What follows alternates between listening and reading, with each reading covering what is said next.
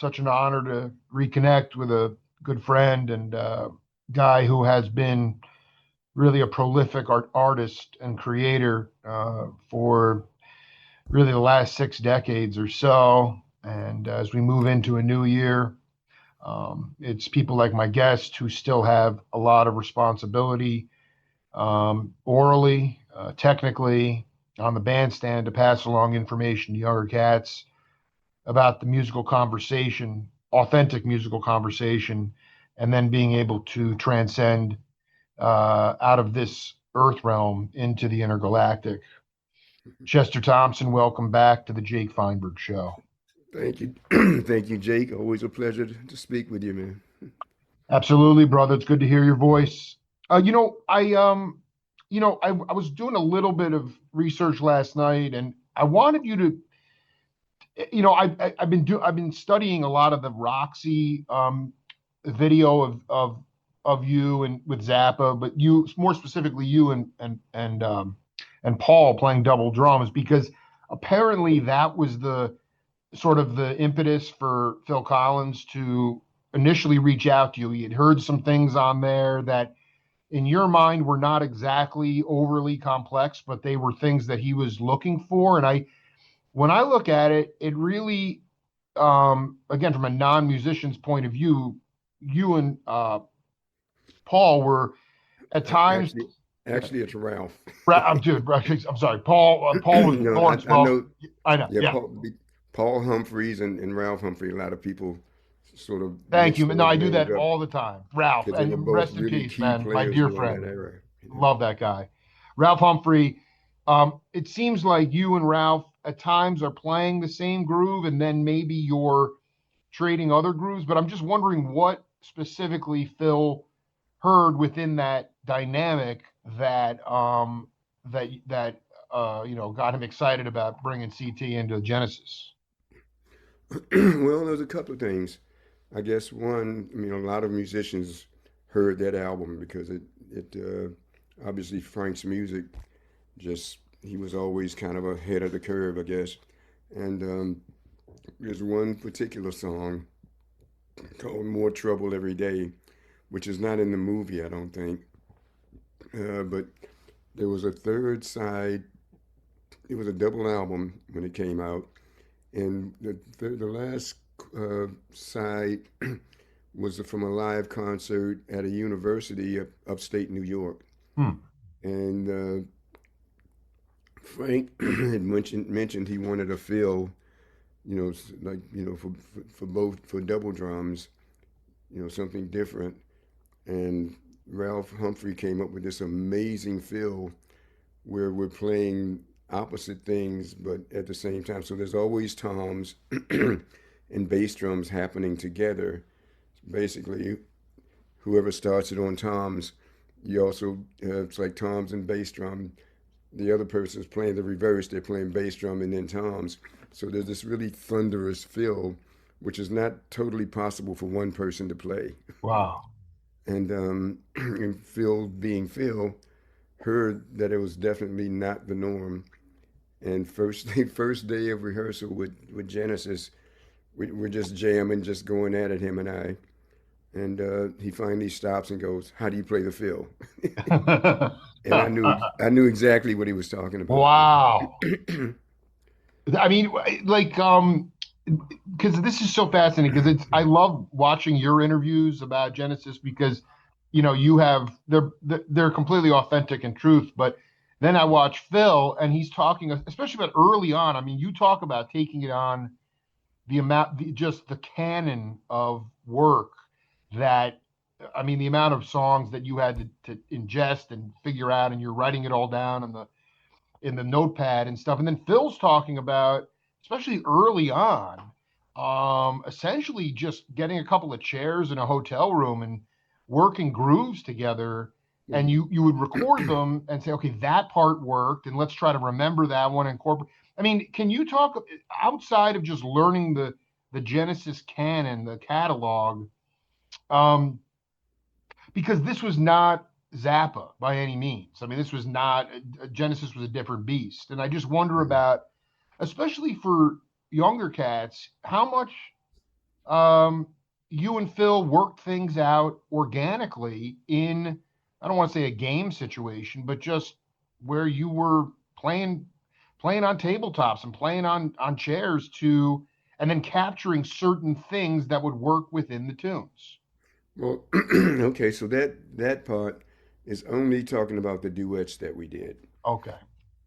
Every show, at the end of the show, there would be a drum duet, which would lead into like the final song.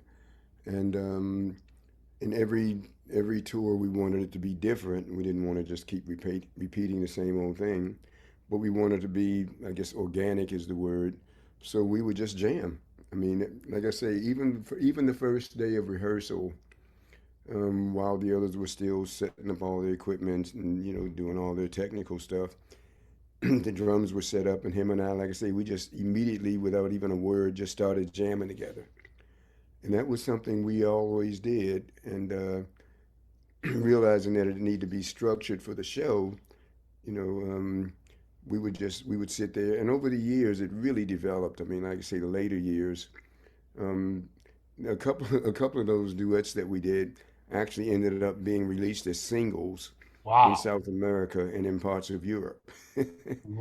Which, Wow. I mean, they would actually get radio play, just the drum duets. See, And this is, because are they you, were pretty were they were these were like, late 70s 45s or something? yeah, this would have been Oh my God. late 70s throughout the 80s.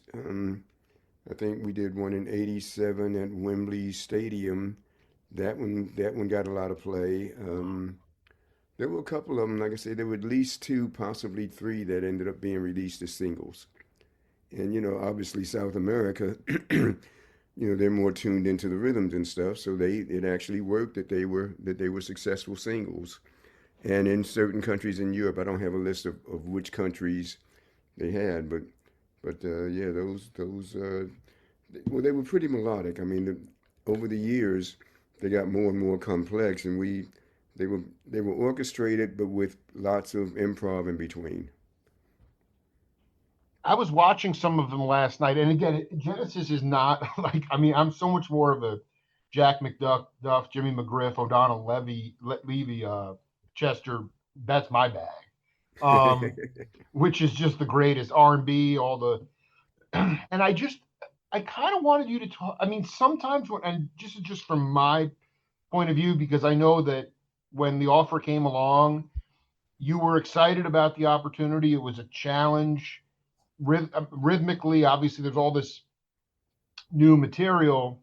I just want sometimes I wanted to ask you, not that Frank's shows weren't loud sonically, because they were, but sometimes the sound in Genesis, it just, because of the nature of the genre of the music, sometimes it can just sort of feel like it's hard to hear any separation.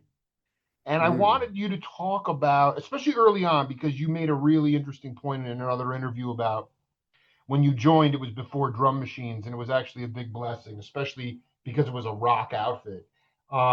But I wanted you to talk about how if you felt like your ears grew a lot, and how you learned to hear the rest of the band. I have to assume that, at least in the early years, there were no in-ear monitors or anything like that. Well, yeah, all good points. You're absolutely right. There were no in-ear monitors. And, As a, and, and as a, in some as, ways, I like that, because a light stanchion might, I mean, whatever, you were reacting to the environmental sound, but at the same time, sometimes I'm like, how are Chester and how are they even hearing each other? I mean, again, you're probably well, reacting off vibration, but go well, no, go well, ahead. there were monitors. You had floor monitors. I mean, Mm-hmm. basically, you had speakers, and you would spend quite a bit of time before any show getting your monitors. You're getting your monitors set. So Phil and I always had plenty of each other in our monitors. Same with Ralph Humphrey and myself. Ralph and I had to have a lot of each other in our monitors because whereas Phil and I sat down and started jamming it locked immediately, Ralph and I had two radically different perspectives of where the beat is. Wow. Um, I grew up, as you were saying, playing lots of R&B. the soul music is what it was called when I was growing up. And naturally, for that groove, it sits behind the beat a little bit. It's a more relaxed feel, deeper groove.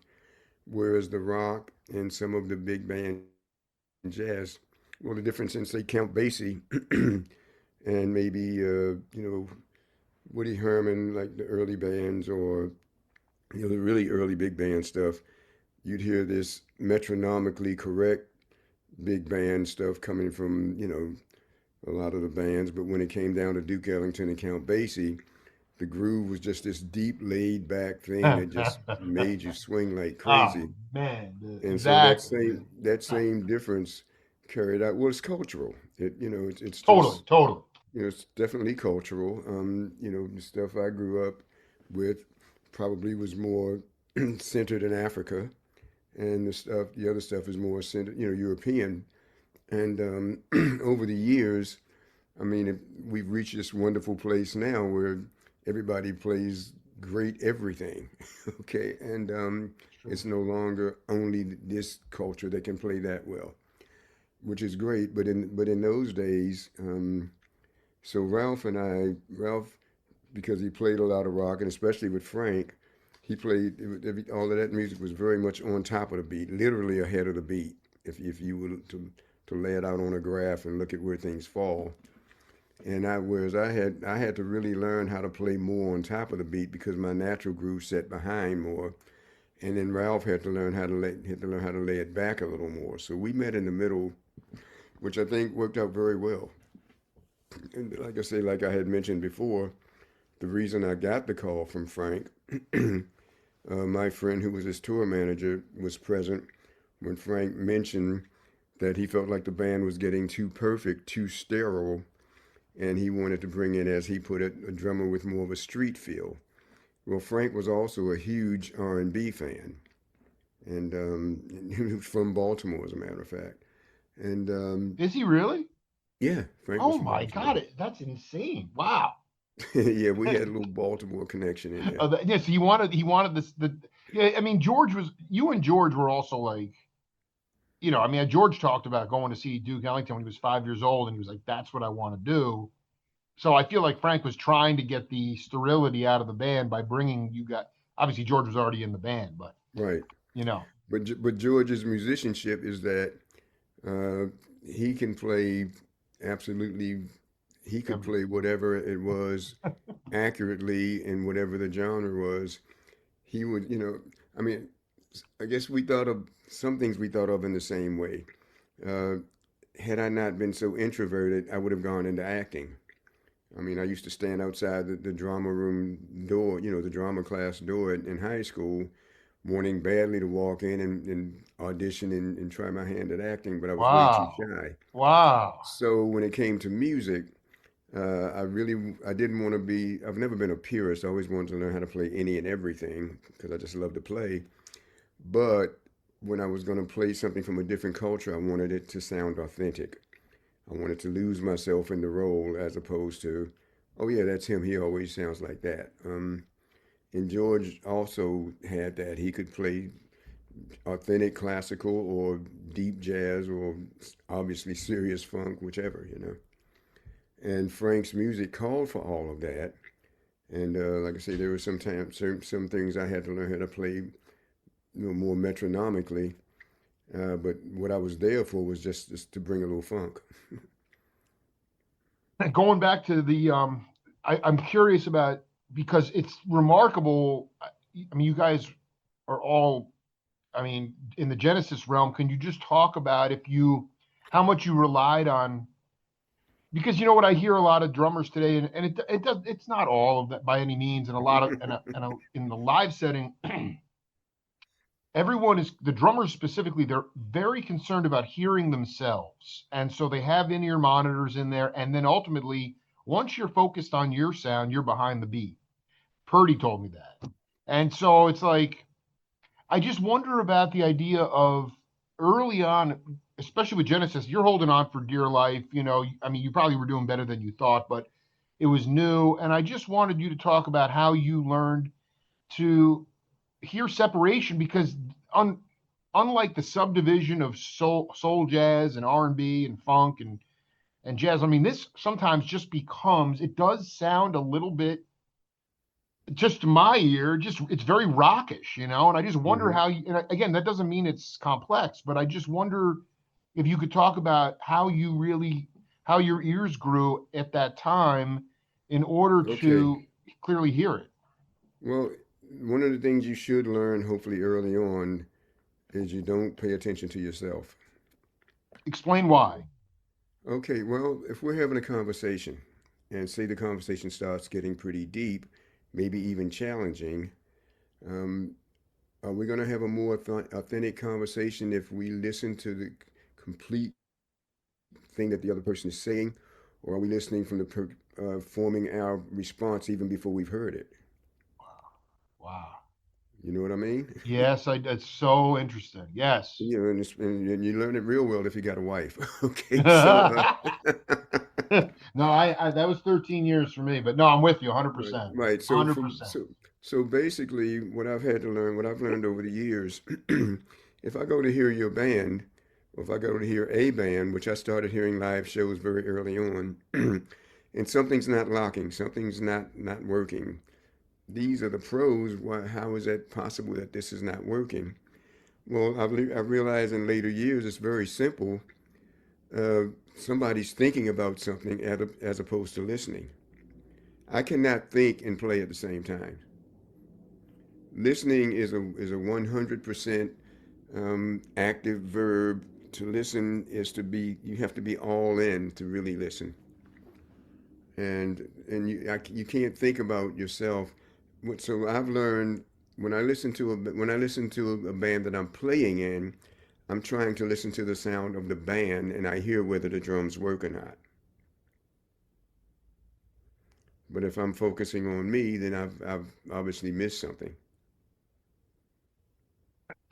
Um, as it relates to, um, do you feel like that is, I mean, because even even before you became uh, a Christian, I mean, you were still deeply ensconced in listening. Was that something like that just came early on, or do you feel like that's something that's become Oh enhanced? no, oh no, it's learned. It's definitely learned. It's learned. Yeah. Yeah, because basically early on, it's like, I mean, oh goodness.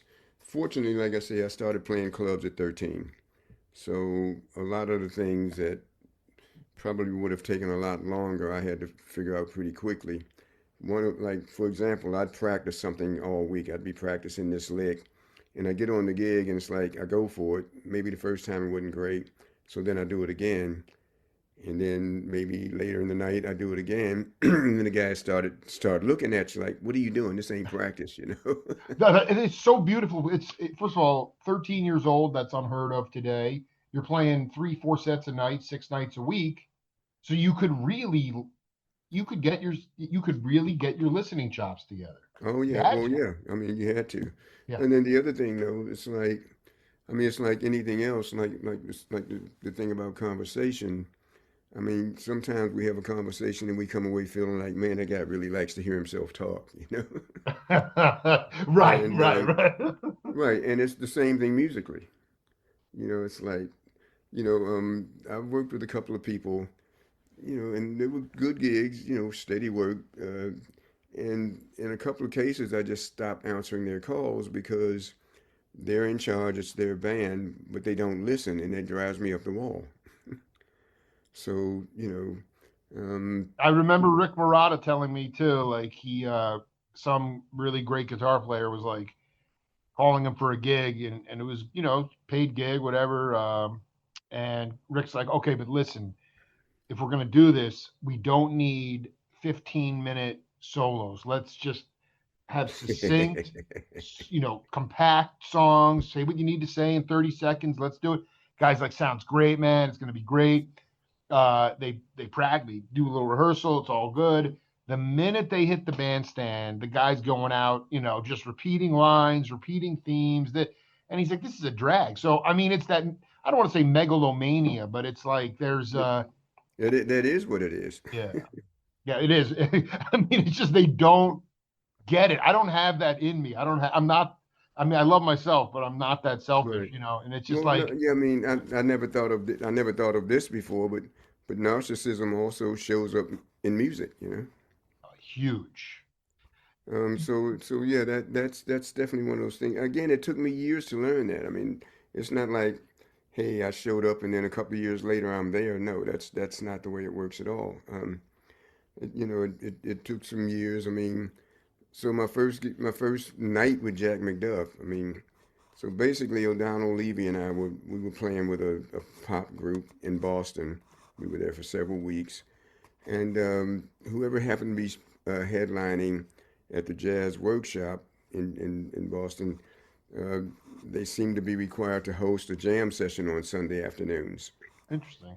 And so we went to one of the jam sessions, and we both sat in with McDuff's band, and we both sat in, and he asked McDuff asked O'Donnell, you just mentioned I want you to join my band. How soon can you come out? So basically, he gave us a week, I think a couple of weeks notice while we tried to scramble to get a guitar player in Boston because we didn't live there. We were just, there for doing the gig. So we found somebody and he took off. And then maybe a month later, I'm still on this gig in Boston and McDuff, they reached out and for whatever reason, he needed another drummer. And he had heard me at the jam session, and I guess O'Donnell was probably lobbying for me as well. So I show up, and the first night, I didn't even get through the first night. McDuff says, I know you can play this stuff, I've heard you, but you can't play that cymbal like that in this band. Because I was probably like a little heavy handed from the rock gig that we were doing, like rock and Sure, pop stuff. sure, sure. And so that night, man, so starting that night, all of his arrangements were written. He always had two horns in the band, and he wrote out all the parts. And so I would play the arrangement and catch the licks, catch the hits in the arrangement.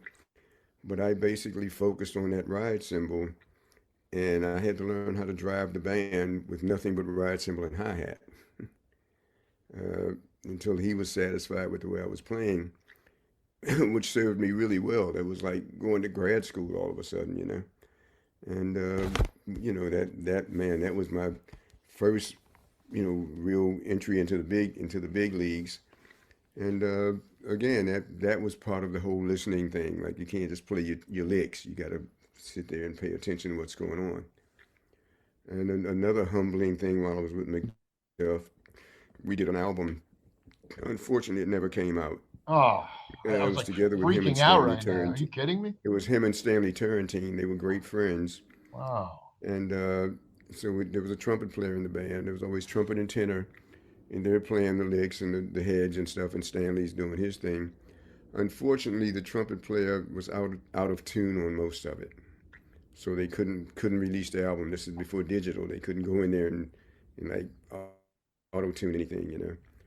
And so the album never came out. But you know, after the first song, Stanley Turrentine comes over to me and says, "Hey man, your left hand's too busy. I can't solo with all that going on."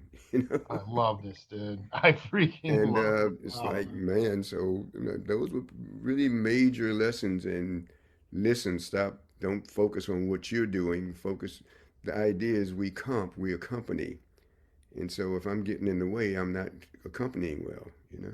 And that's so interesting because again, we're talking about essentially the oral tradition of music and jazz, and it's like you were so blessed to be able to have your elders hip you to that stuff because Oh, honestly, otherwise you'd just be playing your licks. You wouldn't even exactly. have known. I mean, it's really that's one of the most powerful stories. And so the trumpet player was just so out of tune. They could never get the album out. Right, exactly. Yeah, Unfortunately. you And I know, will not name his name. He remain nameless. of But course. the biggest lesson for me in Mm. listening, recording Black Market with Weather Report. And I'm in the zone. We're all in the zone. And Wayne Shorter is taking this incredible solo. And I'm so locked into listening to Wayne, I had the thought, what are you doing? You're not paying attention. And it was like, and because I was so locked in listening, at that moment, it was almost like I was like actors. It's almost like when you're acting. The little bit of acting I did do with my wife, Yeah. some acting students, they needed to do films, and we were both, she had started going to this acting coach, and I kind of went at her suggestion, and we ended up doing a couple of student films, and we did one scene together, which was really really good. But I experienced that thing where I was almost watching myself from a distance, and it worked out really well, which I experience that a lot when I'm playing. Okay, I want you to talk about that. That's what Billy Cobham taught. I mean, he basically said I was out of my body. I was watching Yeah. myself from the side of the stage. Mm-hmm. I get that. I totally Okay, get what that. I mean that you got that with acting too, not just music. Right. Yeah. That one time I experienced that, it blew me away actually. So the thing that happened on Black Market Yeah. was that I'm so locked into this thing, listening to Wayne. As I'm listening to Wayne and listening to the band with this incredible horn solo, I heard the drummers start to go off, Wow. and then it's like, oh wait a minute, that's me. And I realized I really was paying attention in a deeper way than I ever had before. And fortunately, I caught it, because if I had blown that, that ended up being the take that was used on the album, and I don't think they would have been very happy with me if I had started like playing real self-centered or something, or self-conscious at that moment. And for me, that was like my final exam lesson, because it was like, for the first time, I realized, man, I was really listening, and I heard the drums as part of the band more than I ever had before. And so that's what I try to do now. The moment I catch myself thinking about what I'm playing, it's like, nope, don't go there. Just listen. I wanted to um it's fascinating, so many cats, you don't someone like Dolphy, I don't know if you ever saw him play before, but it's like he was very sensitive to critical write-ups of his albums or his playing, and Hmm. I was going back, and I don't know if I was reading it, but I'm not interested so much in the criticism of your early time in Genesis, but I wanted you to especially talk to other cats, younger cats, just because musicians, artists in general, definitely sentient people, sensitive people. Um, you know, do you remember the first time that you had did you have a review um, of your performance or your style with either with the organ jazz or with Frank, and ultimately when you kind of recognize, like, you did you ever really adopt that Zappa approach of, because I really thought it was that's what it was. Zappa would say, I don't want to listen to what someone's opinion is because it's going to distract me from what my concept and what my goal is. And I know I get a lot of flack for my style, and sometimes I'm talking to someone and they cut them off, don't let them finish the story. Ultimately we get back around, and you get triggered a little bit, but you know I just remember Johnny Griffin. I was reading these liner notes, and this was in 1963, and he said, it's really disappointing to me that we're intellectualizing this music of jazz as a because I always he said I always consider it an emotion. It's about emotion, and it's about vibe, and it's not about this intellectualization of technique or comparing it to this guy. Anyway, it's a long-winded way of saying, how have you learned to? Did you just adapt the Zappa approach at a certain point of saying, I don't even want to read the review. Wow. Well, I've never read a lot of reviews about myself. Yeah, right. You're not that A into lot of yourself, really. Yeah, Well, a lot of times I don't even listen to something I've recorded until maybe years absolutely. later, Yeah. and somebody will mention, "Oh man, you never heard that?" It's like, well, no, I did the session, and that was the end of that. No, you knew Then it I'll felt go good and back you and were done. realize, Yeah. oh, okay, yeah, I guess that was cool. So no, a couple. I mean, so the first Genesis concert, there was this very known music critic there in England, and man. and he wrote the worst possible review anybody could possibly get. Turned out he was a big Bill Bruford fan, and Bill had did the first tour when Phil was out front singing, and he was very dedicated to Bill, and he just ripped me to shreds in this review. The funny thing is, on that same tour, we ended up in L.A. playing at the Forum, the arena at the Forum, Oh yeah. and so this guy came to the show, and we we were backstage. Phil grabbed the guy by the collar and pushed him up against the wall and made him apologize to me for that review he wrote. Oh my, yeah.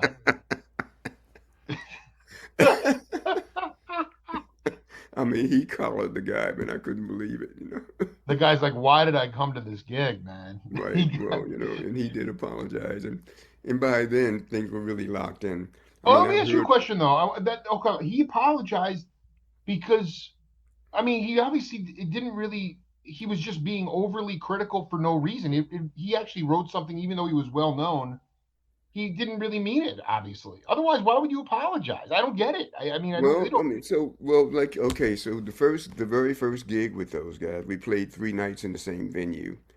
In fact, I've recently, in recent years, I found recordings of all 3 nights. I had no idea they were going out on the radio.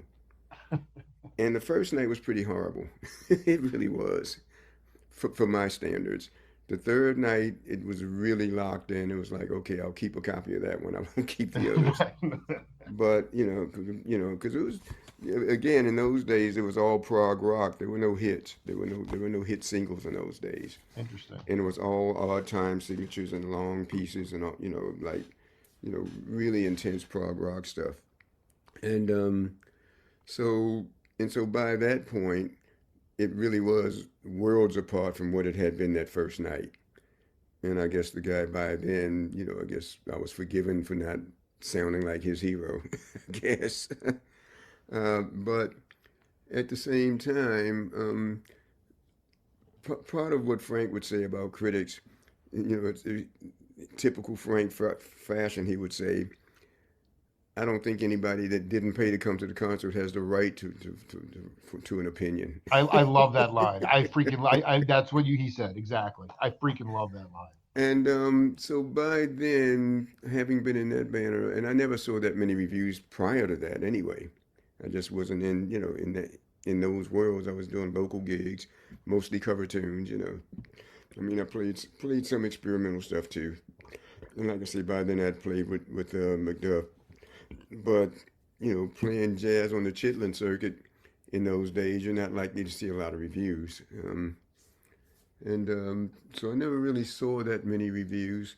I There bet was you some, know what it is. Ron Carter told me. I mean, I remember him talking about like the Pittsburgh Courier. There were like these papers that would document the culture and the music. I mean, not that they were.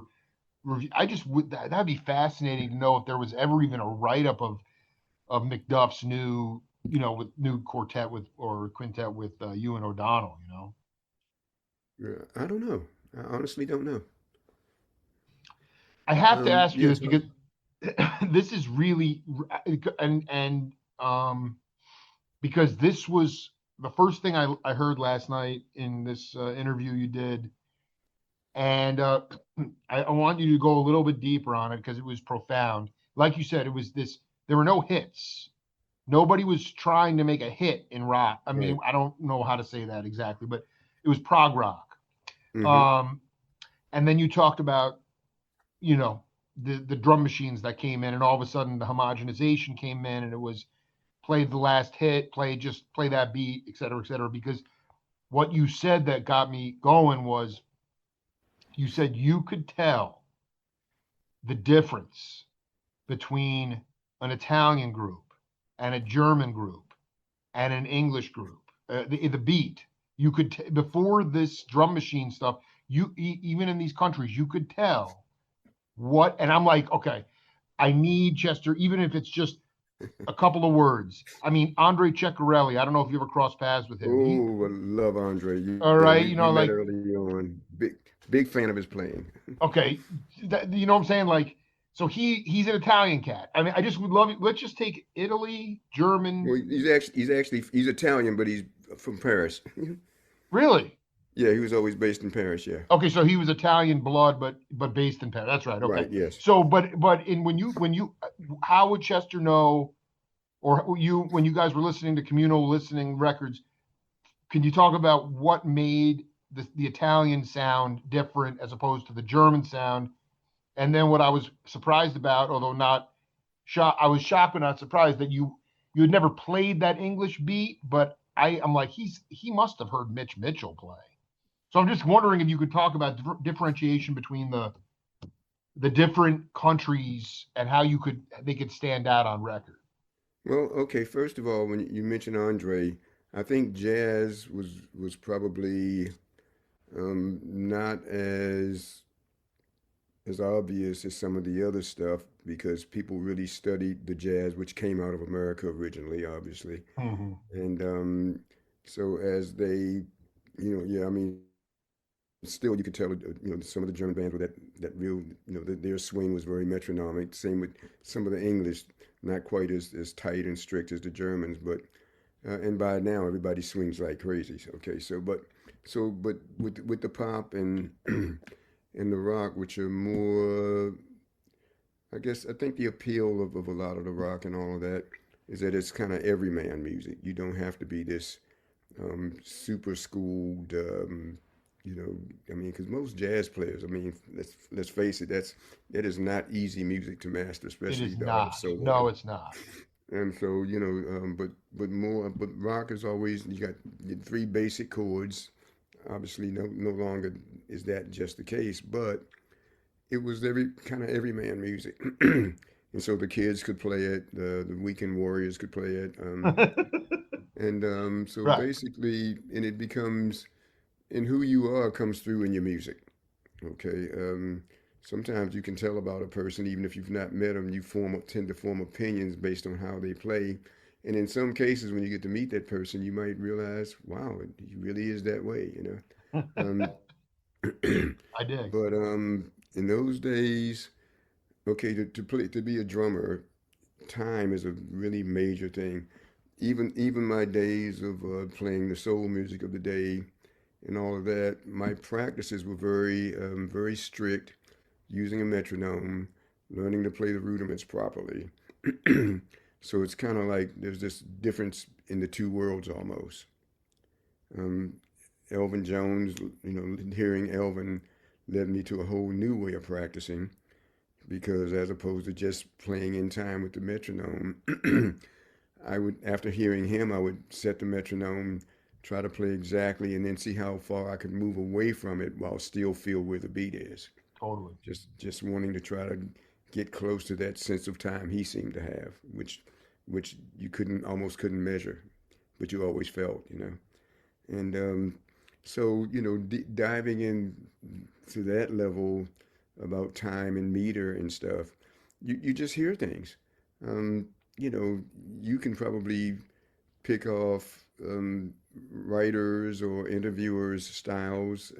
You would hear subtleties that I'd never hear. Right. You know what I mean? You would, That's what I'm saying. It's the subtleties. When you said that in that interview, I was like, that is, and I was thinking more from that. Well, really from that. But I mean, I'm going through all this content recently, like Peter Herbal Timer. He had a hmm big band, and obviously Soft Machine and Andre Ceccarelli had a band called Trock. And I'm like, this is hmm all happening at the same time that Chester's with Frank and Weather Report. I'm like, this, and it's before homogenization, I'm like, right. this Yes, is yes. insane. Well, but like part of the French culture, you got to realize, they tend to celebrate the avant-garde in some ways that Right. America didn't immediately or right away. And I guess the first time I heard Andre, I was part of a drum festival in Paris. My drum company had brought me in, and we met, and just he had a real respect for my playing. He knew my playing, and when I heard him that night, it was like, oh my goodness, just immediate respect for him. And we'll sort of text each other or email every now and then, even still, even though that's been years ago. I just heard something recently that was posted of him, and the guy just hasn't lost anything. It's Still up. Yeah, and basically there's a respect thing, some of my favorite Brazilian drummers and Cuban drummers that I've met, um, these guys blow me away because they just take rhythm so much further than we ever seem to, and yet they seem to know things I've done, and even with Genesis, with the prog and all of that, they were probably the more known between Genesis and Zappa, that I played that kind of music, the time signatures and all of that. I guess the challenge in those days was to be able to make time signatures really swing and really funky. I'd have to thank Ralph Humphrey for that because whereas that first couple of those rehearsals with Zappa that first month, and before we hit the stage, Ralph finally came over to me one day and because I mean I would be counting for dear life, counting out loud while I'm playing and stuff. Right, right. And Ralph came over one day. He says, "Hey man, there's only two time signatures. There's two and there's three. The rest is multiples. You just you break it down into twos and threes. If you got too many twos, make it fours. And that to me that made it relatable. Because and then I could sort of chop it up and sometimes it flows one thing into the other. But it gave me a great foundation for being able to do what I was there to do, which is kind of supply more of a funk feel to it. And so, like I said, I had Ralph to thank for that. And yeah, so it's like, so I guess that stuff in those days, and I mean, I guess even Zappa fans, a lot of them that I read about feel like that was their favorite band because it was able to bridge those worlds. It was, um, I mean, I like all that stuff from that time, but I just feel like Napoleon just brought so much, the octaves were insane. And then obviously, I mean, Ralph was doing that, what you just articulated, in a while in that Don Ellis band, before where it was like Exactly, exactly. three double basses, double drums. It was like, Right, right. I mean, and then for you to, I mean, it just worked, man. And when it was cooking, I mean, I actually, Frank's playing is more relatable to me in that band than anything, and than any other band. It Mm. really gets funky, and so it was completely the guy that popped into my head before I went to bed last night, and I was like, you know, I bet these guys cross paths, and I don't know if he ever played together, but he just passed away. It was Phil Upchurch. Never met Phil. Oh I my never goodness, I met wish him. wish I could have played with him. Oh man, because he was, I mean, he was doing the Chicago Chitlin thing when you and O'Donnell were kind of doing that Right. thing, Yeah, but I never met him in person. I think I met him maybe once he happened to be in LA at the Baked Potato one night, and was just like, hello, I'm a big fan, but never really had a conversation with him or anything. And it's so funny because there used to be an instrumental hit when I was growing up, called "Can't Sit Down," and it turned out I was reading about it, and I guess I was reading about it because some vocal group had done lyrics to it, and whereas when I'm a teenager, I'm playing it all the time on these club gigs, right? not realizing that it was a co-write between this local organ player named Cornell Muldrow and Phil Upchurch. Oh my It God. was a real honest to goodness instrumental hit back in those days. I mean, with the systems that existed, I hope they got paid for it, well, but you never know. But and I didn't realize it was even that because I did get to play with Cornell, and it was he had a group called Bim Bam Boo Trio, and Whoa. when I was looking at the credits for who wrote it, it said Bim Bam Boo Music or something. It's like, oh wait a minute, this is all like coming together. And I've been a big fan of his for years and years. Everybody in that world knew who Phil Upchurch was, but no, never did get to play with him, unfortunately. Can't sit down. Yeah, That is, uh, and that was what the I'm sorry, what was the organ player's name?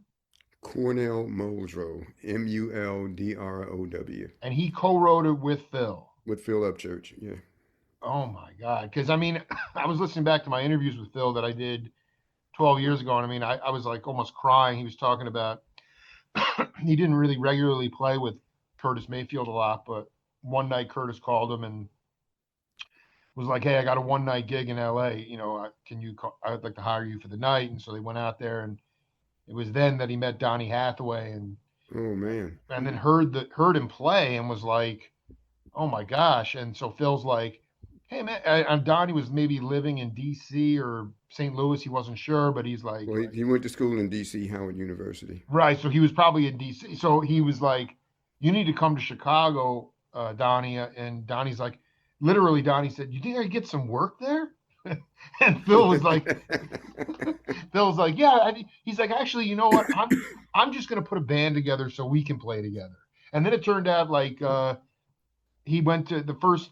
Donnie went to Chicago and went down into Phil's little studio, and he got introduced to the keyboard bass, which he wound up using on the Ghetto and all these other tunes. I don't know. The whole thing is so magical, and Oh, I didn't know just any of that.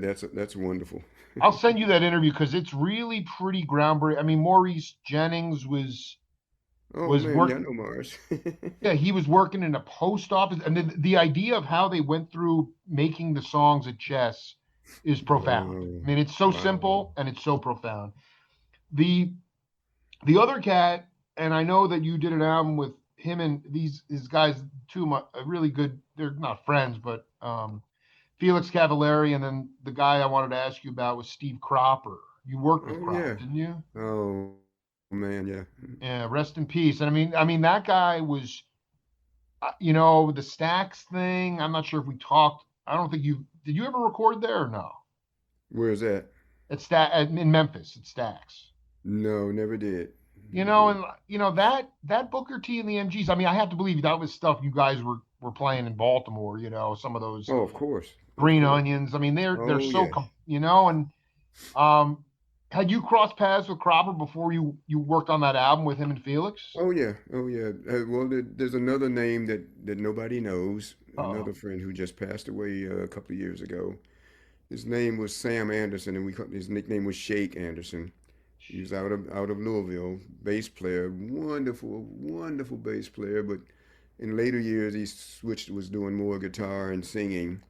Became very involved. It's so funny. We would play together with this guy, a keyboard player here in town, a guy named Thomas Kane, who was a more of a songwriter but good player and singer. And Shake and I got to be really dear friends. Shake was one of those guys that somehow knew everybody, and he had played with a later version of the Impressions after Curtis left. But he had toured with so many people. It was just unreal how many people he knew. wow. And at one point, he brought Felix and Shake together. I mean, Felix and Steve together for something, and we were all involved. And I guess so it went back and forth for a short while. At one point, they brought both of us in. They were producing Shamika Copeland, the blues singer, and they brought Shake and I in to play on that album. And yeah, just through Shake Anderson, we I ended up getting to know Steve a little bit and Felix, and that for me, that's how that connection happened. And then I would do other stuff with them, here in that they were both here in Nashville, so. That's right. And so that for me, that's how that connection came about. But yeah, I got to do a few things with Steve actually. Just wonderful, friendly, knowledgeable, willing to tell some great stories and stuff. I'm curious. Did you back in the days? I mean, did you cross paths with Al Jackson or Earl No, Palmer? Did you meet those cats? no, I never met Al Jackson. Earl Palmer. When I moved to LA, I'm embarrassed to say I didn't really know who he was. Yeah, that's all right. I was in the studio with Zappa. I think we were at Capitol, and we had horns and we were doing some of it, really intense instrumental stuff. And he came over and he says, "Man, nice playing." And thank you. He introduced himself. I'm Earl Palmer. So I went into another one of the other big studios in Capitol, and I guess he was doing a chase scene with a big band, and he was tearing it up, man. He was Oh. driving it like crazy. And I said to him, "Man, real nice playing, man." And he kind of looked at me like, "You don't know who I am, do you?" And I didn't. Love I it, had no man. idea. Like I said, when I found out, I was like, "Oh my goodness." But and It's then so most of the years I was beautiful. in LA, he became the treasurer of the Musicians Union while I was there. And That he, man, I mean, he was the most one of the, by all oh, accounts, the a generous. On top of just being an innovator and beyond belief. I mean, just a generous, beautiful soul too. absolutely, absolutely. Like I say, once I realized who he was, it's like, oh man, I had no clue. Well, it's okay. I I was mean, pretty most of that, green. yeah. I mean, I most was of pretty the green in those days. We didn't really have a recording scene in Baltimore, and you just weren't that clued into to who did what. There was no internet. You didn't have the kind of information available to everybody like it is now. And yeah, so songwriting and recording just was not on everybody's mind like it was, say, in L.A. or somewhere like that. um. Did you work with Klaus Ogerman? I did. Can you? That only Yeah, once. It was on a Freddie Hubbard album. And Freddie. Klaus happened to be my absolute favorite arranger. And we met and we talked, and I think he took. I'm not sure how many tracks he used from that Freddie Hubbard session, but I guess some of it came out on an album that was done under his name that I show up on, but it was really, something. I think it was just left over from the Freddie Hubbard session. I mean, can you talk about um, working with? I guess the thing I wanted to just sort of end with was this idea of this is what Phil Upchurch told me in one of our interviews. He said a lot of the arrangers wouldn't write notes. I know Gene Page did this. I mean, with Hmm. Motown, a lot of arrangers wouldn't write notes. They'd write chord changes. Hmm. They'd say, "quote You're going to play like talking to Phil. You're going to play some stuff I'd never be able to write." Half the Hmm. time, and then Phil said, half the time I find myself doing the same thing. I'll write out a bass line for one of my arrangements for the band, and I'll tell the guys, scratch out all those notes and go for it. And Hmm. I should say also that this is also sort of inside baseball, but maybe we talked about this before, but the only two guys that recorded in the studio on lead electric guitar and electric bass. Do you want to take a guess at who they were? And in which particular scene? Just in general, or? In general, we're talking Atlantic, we're talking Chet, we're talking Chet. During your early formative, there was a guy in Chicago, lesser known, but there were really two guys. One was Phil. You'd see him play lead electric, maybe on his as a leader, Well, and I know Louis Satterfield did a lot of bass in those days, who ended up being trombone in Earth, Wind and Fire. oh my God, no, the other cat who a lot of people don't know this because he's just such a ridiculous guitar player, but he also played a lot of electric bass on sessions. Was Eric Gale? Oh my goodness. Okay, Yeah, yeah, of course I know. Yeah, of course. EG. But so Phil was talking about that sort of from a bass perspective. Hmm. But just with your own group, Chester, I mean, how, or even just the arrangers that you worked for, the ones that I seem to gravitate to because the music is so a lot of the 70s Motown stuff when it came to LA, it was it was chord changes. Hmm. And then it was about a feel. It was let's get a gallop going. I've been Right. on a Barry White kick for a while. I mean, all that stuff. Ed Green, Wilton Felder. It's just like you feel like you're Hmm. driving a car, fifth gear. It's just insane. And I wanted you to talk about how your just even your concept of not getting too notey and just getting more into the vibe of what you're trying to get across in that tune. Okay, well, I hate to say it, but this brings up an almost not painful memory, but Uh-oh. one of those memories where I blew it. Oh, So this Freddie Hubbard album, Chick Corea is playing keyboard on the album. all right. So on the straight ahead stuff, Chick is saying to me, "Man, why don't you play a little more outside, man? Like go for it a little more." And I'm a little intimidated, at that level because I mean I've played a ton of stuff, but I mean I've done Weather Report and all that, but man, I'm in the studio with the giants of straight ahead jazz, and it's like, and I'm a little intimidated, And I had played in bands. In fact, the one band I played in Boston, where I lived up there for a while, which I had mentioned in the earlier interview, got Webster Lewis, the post pop space rock bebop band. I Oh my mean, we played so outside, man. It was like when I moved back to Baltimore, I had to learn to rein it in because I'd start going for it the way we went for it, and people would look at me like, "What?" And I had Those to are the dumb it. tapes I I want to hate see. to Those say are the it, but I tapes I had to want to dumb it hear, down. man. And so when I'm all of a sudden years later, I'm in LA. I'm in the studio with Chick, and Stanley played on one tune, but it was just real funk, and that was that wasn't the big Sure. deal. Chuck DeMonico was on bass. Oh my God, dude, Yeah, I legend. mean it was just ridiculous who's who, and Oh, I'm being pretty tame and just playing this real straight ahead thing. And so I talked to Klaus because I'm such a fan. I said, "Man, so how do you come up with all the stuff you write?" And he looks at me, he goes, "Well, I'm just going to write off of what you play."